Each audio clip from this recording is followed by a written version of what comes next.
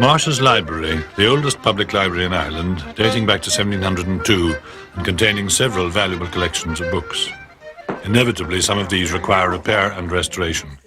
Mrs. Muriel McCarthy, the librarian. I think we have about 20, but I have a complete list with instructions, Des, which I'll give you. But I would like to, would you mind if I discuss some of them with you? Because they're a bit special.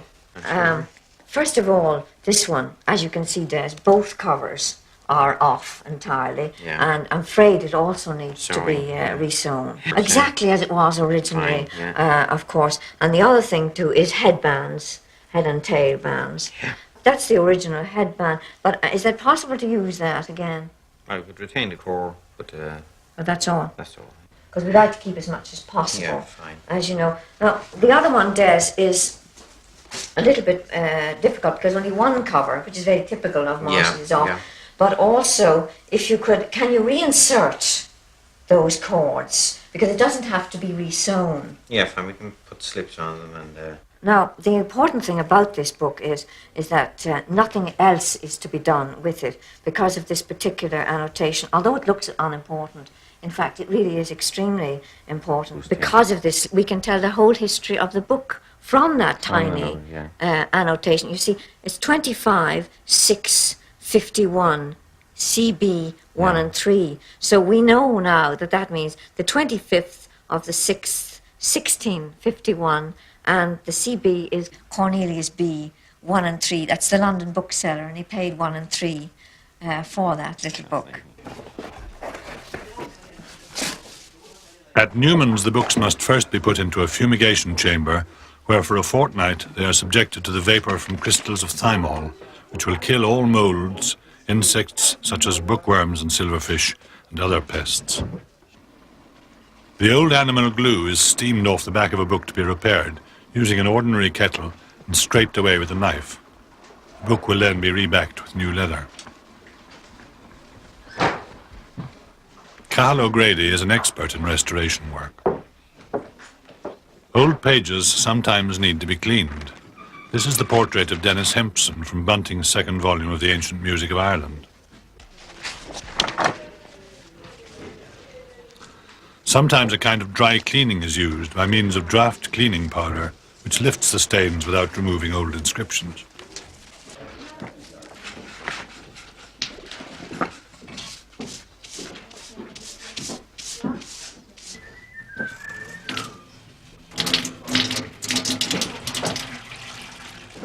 By water came the stain on this plate of the Galway harp, and by water it departs.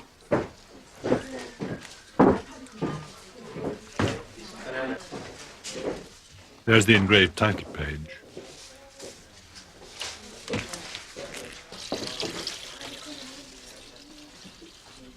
The stain removed.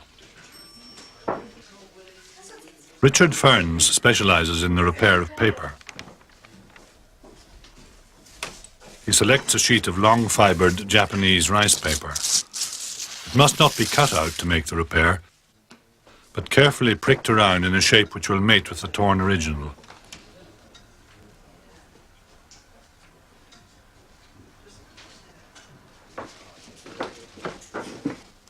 And then itself must be torn so as to retain the strength of the long overlapping fibers.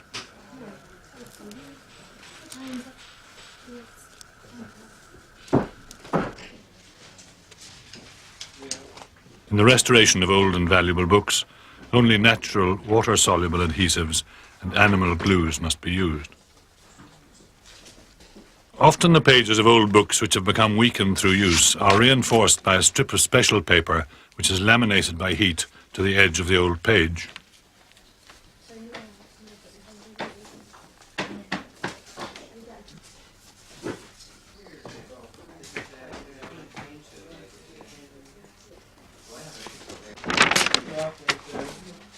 Finally, the surplus is trimmed off.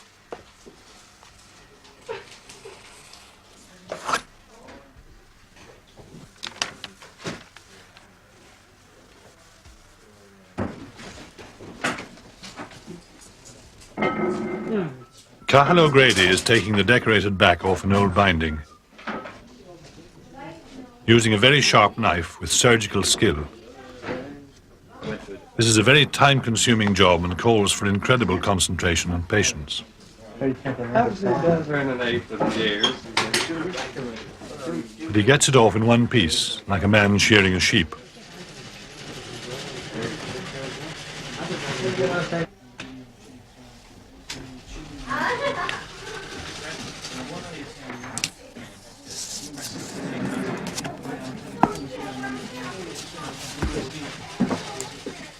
Now the new leather is wrapped round the back and tucked in under the old, like the lead flashing on a roof.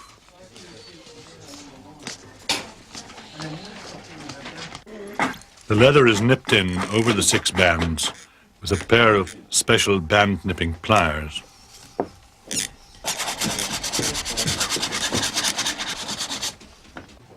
Finally, the old back is put on again.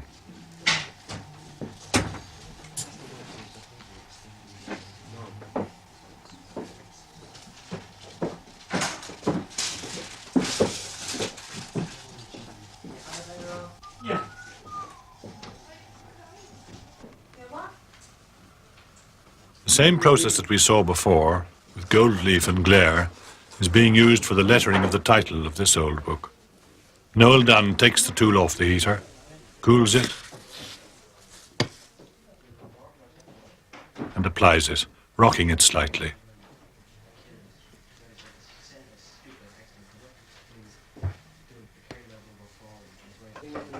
The surplus gold is removed, and the hole tidied up, and very neat it looks. These are Victorian decorative tools, mostly of the romantic kind, incorporating interlace and other motifs from the high crosses and the Book of Kells. Latane decoration. There's a triquetra. The tools used by the 18th century Irish binders were quite different from these, but even more distinctively Irish. An ornamental flower is put in the centre of a panel. The individually hand-bound book is a rarity today, but the same skills are needed for the repair and restoration of older bindings, and so the continuity of the craft is assured.